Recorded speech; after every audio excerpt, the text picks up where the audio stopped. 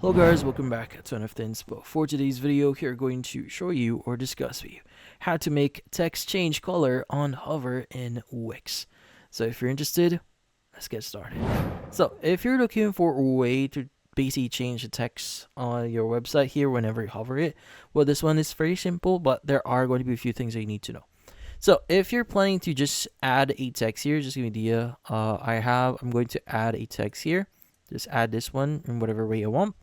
So if you try adding animations in it, well, in this case, you won't be able to have that on hover effect. So in order for you to achieve that, you first need to add a box. So in this case, you want to go click on add element, click on box here, and just choose whichever box here. So I'm going to use this one. So I could just copy what I'm doing right now. Now, as you can see, it has some color on it. So to fix that, you could go ahead and click on the design button, click on customize design. You could go ahead and click on fill and color opacity and just basically reduce the opacity for it.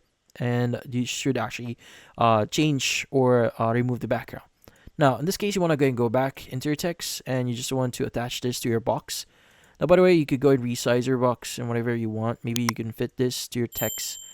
And once you've done that, what we need to do is you want to select your container box here. And you want to go and click on hover interactions. Now, from here, you want to click on get started. Now, it should redirect you to the on hover container box section. Now, what you could do is you just need to double click on your text here, click on the design, and from here you want to go into your color, so color here, and maybe you want to change this to red. This is just an example.